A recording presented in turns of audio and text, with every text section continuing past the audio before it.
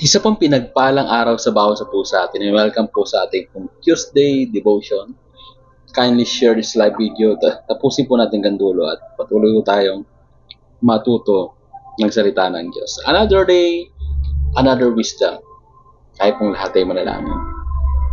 Manaming Diyos, kami po ay nagpapasalamat sa napakabuti mong pangalan, gaway tapat, at talagang araw-araw nararanasan po namin yung pag-ibig mo, yung pagsama mo, yung protection mo, yung karunungan mo. Salamat po sa kapayapaan at kagalakan. Salamat po for the blessings na meron po kami. And even Lord God, sa mga struggle, nagpapasalamat kami. Dahil alam po namin, sa mga pagsubok na ito, kami po ay tumatatag. Salamat po. Before we start, Lord God, studying your word, forgive us, Lord, for all the sins, iniquities, and transgression. Salamat po dahil meron kaming Diyos na lagi nagpapatawad. Diyos na nagbabago, naglilinis. Diyos na nagbibigay po sa amin ng tagumpay. At sa oras na ito, pangunahan mo po ang gawain pong ito, Panginoon. Mangusap ka sa puso ng iyong mga anak. Holy Spirit, ikaw pong siyang manguna. Sa pangalan ni Jesus, ang lahat po ay mag-comment at magsabi ng Amen and Amen. Ngayon po, pag-uusapan po natin ay pinamagatan po nating the ministry of obscurity. The ministry of obscurity. Ano ibig sabihin? Ang ministeryo ng palihim o patago o walang nakakakita. Sabi po sa Colossians chapter 3 verse 23 to 24, ano man ang inyong ginagawa, gawin ninyo ito ng buong puso na parang sa Panginoon kayo naglilingkod at hindi sa tao, sapagkat si Kristo ang Panginoong pinaglilingkuran ninyo at alalahanin ninyong pagkakalooban kayo ng Panginoon ng gantimpalang inilaan niya para sa inyo. Meron pong isa nagsabi, wala naman nakaka-appreciate ng mga efforts ko. Buntong hininga ni Jameson. Matapos niyang magligpit ng upuan at maglinis ng simbahan after the Sunday service for almost 2 years. Naging routine niya na ang mag-serve behind the scenes kahit walang nakakakita at nakakapansin sa kanya.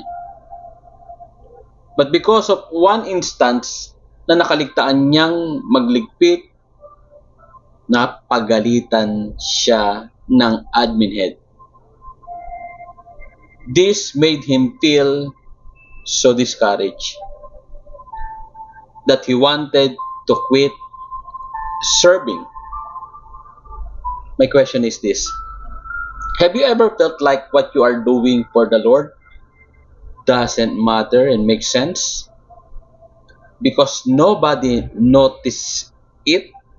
Walang nakakapansin, walang nakakapuna sa mga bagay na mabubuti na ginagawa mo para sa Kanya at para sa mga tao.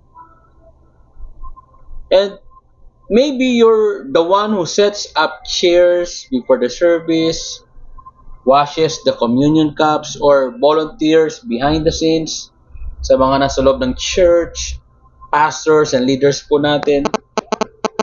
Or wala man lang sa yung nag-cheer up week after week, walang palakpak, walang pagbate, para kang invisible. At hindi lang sa ministry nararanasan po yan, maging sa loob ng tahanan. Parang yung mga magulang po natin, sometimes hindi napapansin yung effort nila sa gawaing bahay, sometimes sa pagtatrabaho, and even sa mga OFW po natin, sometimes ang hinahanap lang ng mga mahal sa buhay, yung sahod, yung kita, yung pera, yung pasalubong. Pero nakakalimutan yung mga sakripisyo ng mga OFW, family and friends po natin na talaga nagtsatsaga sa ibang bansa para kumita ng malaki. Hindi nila alam yan. Kaya saludo tayo sa mga OFW po natin. And sabi nga, para tayong invisible. Pero tandaan po natin po ito. hindi ka man mapansin, mapuna, mapasalamatan o ma-appreciate ang mga taong nasa paligid mo, sa loob man ng simbahan, sa bahay, sa opisina, o sa lansangan. Bilang isang public servant, parang hindi ka na-appreciate, napupuna. Meron pa mga criticism sa'yo sa mga kakaunting mali na nagawa mo. Itong mensahe ng Panginoon, don't lose heart and don't lose hope.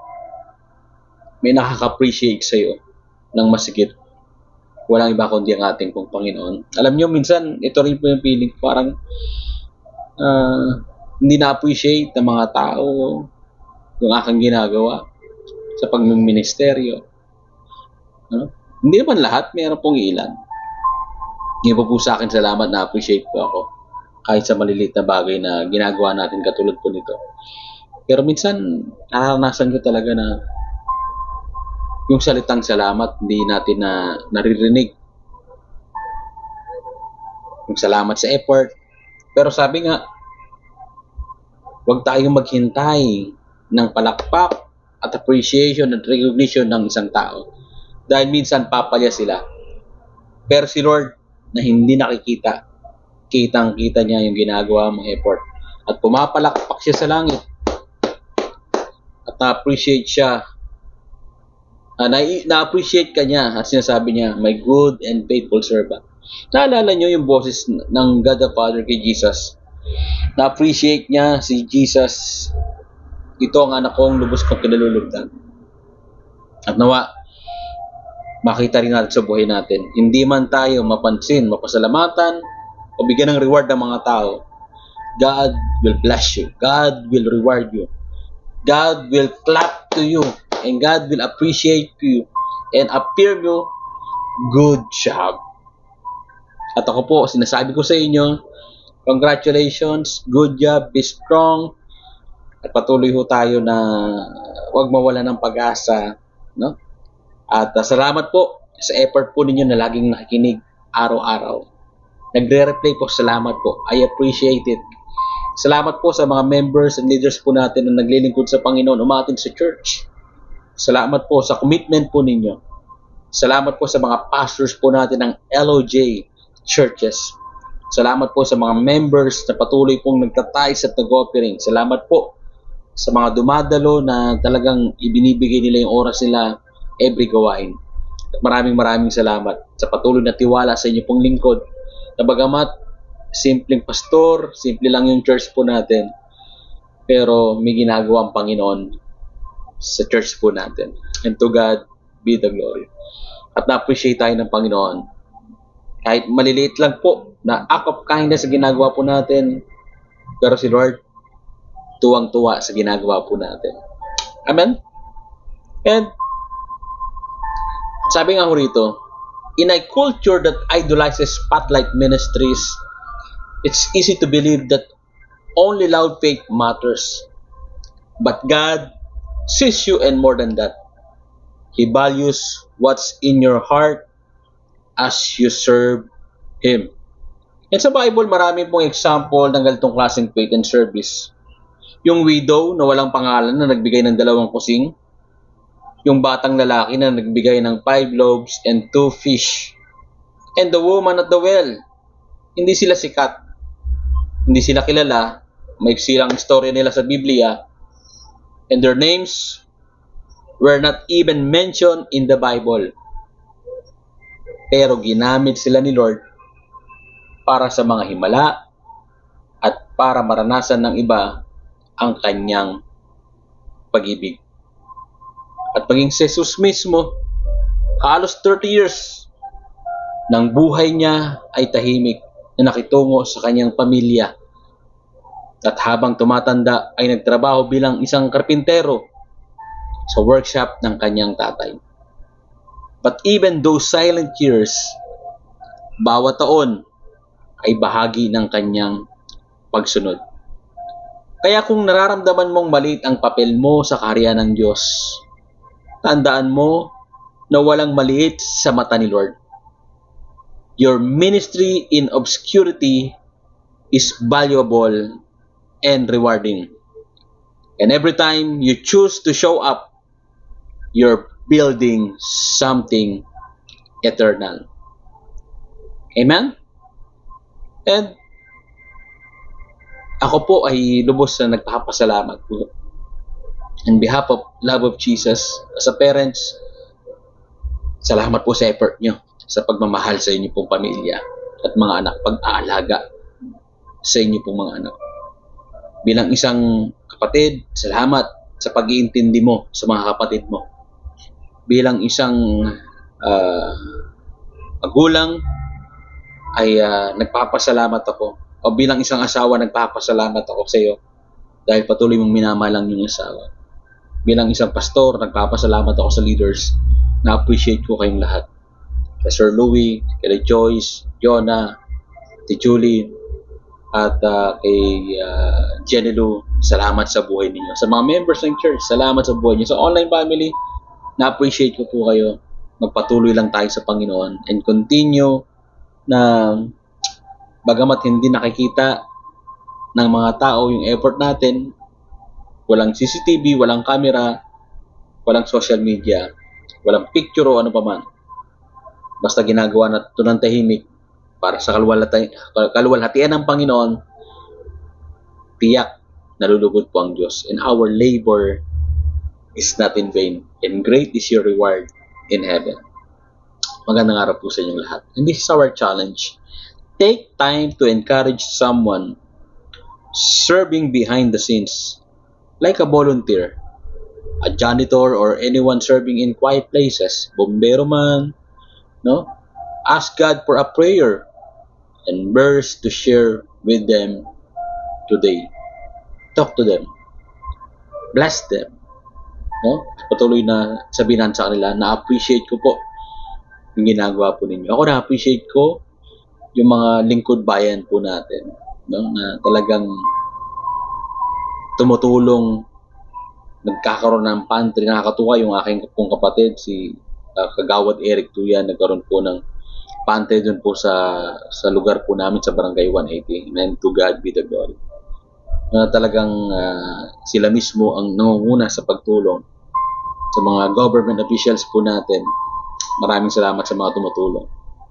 At sa mga nagnakaw ng kaba ng yaman sa flood control, nagpapasalamat din kami sa inyo. Hindi dahil nagnakaw kayo. Nagpapasalamat kami dahil natutunan namin manalangin para po sa inyo. At balang araw, isang araw, may magmiministeryo sa bawat isa sa inyo. At sasabihin sa inyo, mahal ng Diyos ang mga magnanakaw. Mahal ng Diyos ang mga gumagawa ng kasalanan. Mahal ng Diyos ang bawat sa pusa atin. Lord, maraming salamat po. Panalangin ko, Lord, sa mga taong naghahanap ng appreciation, ito na po yung time na sabihin mo po sa bawat isa by your little voice, Lord God, and by the Spirit, Lord, na sila po ina-appreciate mo. Sa mga oras na ito, Panginoon, patuloy mong palakasin ng kanila pong loob.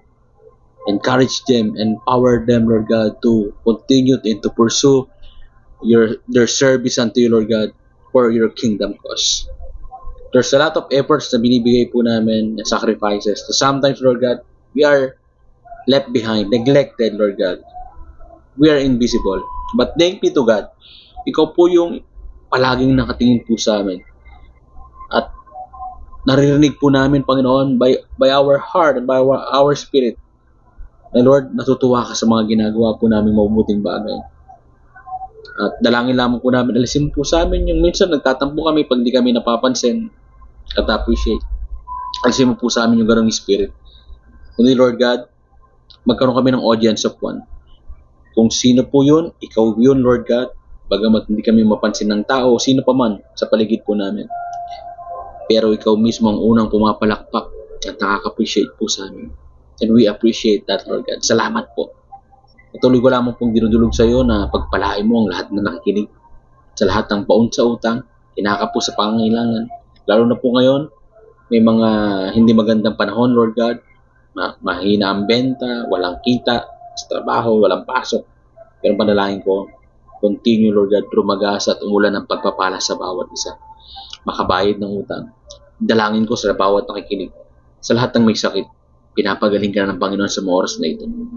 Sa pangalan ni Jesus, magaling ka na in Jesus' name. Ipuin mo po ang physical na pangangatawan ng bawat isa. At patuloy, O Diyos, na ikaw po magpagaling po sa kanila. Dalangin ko sa lahat ng may anxiety, attack at depression sa puso po ng bawat isa. Sa lahat ng nawawalan ng pag-asa, panalangin ko, patuloy mo silang bigyan ng great hope. Patatagayin mo ang kanilang pananampalataya. Lord, alisin mo ang kanilang depression, Lord God, at patuloy po na magtiwala sila na naman pagsubok na pinagdadaanan po nila, it will come to pass. Lord, binanalangin po sa amin na magkaroon ng trabaho sa ibang bansa. Patuloy mong ipagkaloob po ito. Lord, meron po nanalangin po sa amin, Panginoon, na maayos ang kanilang pamilya. Panalangin ko, Lord God, maayos po ang kanilang pamilya. Magkaayos ang maglola, Panginoon. Magkaayos ang mag-ina, mag-ama. Magkaayos po ang magkapatid. Magkaayos po, Panginoong Diyos, ang mag-asawa. Magkaayos, Lord God, ang magkamag-anak. Magkaayos, Lord God, yung ka-churchmate, Panginoong Diyos. We pray for that, Lord God. Pastor sa pastor, leader sa leader. Lord, ang aking pong panalangin sa mga oras na ito, patuloy mong bigyan ng magandang panahon ang bansa po namin. At naman makapasok na po yung mga estudyante, pangin sa government, Panginoon Diyos, makapasok na po ang mga government officials, Lord God, ang mga manggagawa. Dalangin ko rin po, Lord God, ang bawat isa, Panginoong Diyos, sa mga pastors and leaders, continue bless the work of their hands. Lord, I pray, Lord God, na patuloy na rumagasa masaganang pagpapala sa bawat kapastoran, sa bawat leader ng iglesia. At i-reward mo po sila, hindi lang sa langit, kundi maging sa lupa. Ikaw pang maghari patuloy sa puso po namin, maghari sa bansa po namin, sa gobyerno po namin. Lord, ingat mo po ang bawat isa sa patuloy na pagragasa ng ulan. Lord, tumigil na po ang ulan at mawala na po ang baha. Salamat po muli, Panginoong Diyos, kabayan mo at protektahan ang aming mahal sa buhay. At sa araw na ito, ikaw pang malawalhati. Salamat po muli, Panginoong Diyos, kung aming sa aming dalangin, sa makapangyarihang pangalan ni Jesus, ang lahat ay magsabi ng Amen. Let's shout Jesus reigns 7 times, 1, 2, 3, go. Jesus reigns. Jesus reigns. Jesus reigns. Jesus reigns. Jesus reigns. Jesus reigns. And Jesus reigns. Muli maraming salamat po sa inyong lahat and shout out po sa bawat sa po sa atin, sa lahat po na nakinig. Kindly share the live video at sa timeline sa GC. At I appreciate you po. Salamat po sa araw-araw na makikinig. At ang aking pong payo, encouragement, lagi kayong makinig araw-araw. Huwag tayong magsawang mag-aral ng salita ng Diyos. And to God be the glory. See you tomorrow po sa ating Midweek Fellowship, 7 p.m. Live po tayo. To God be the glory. Ingat po kayong lahat.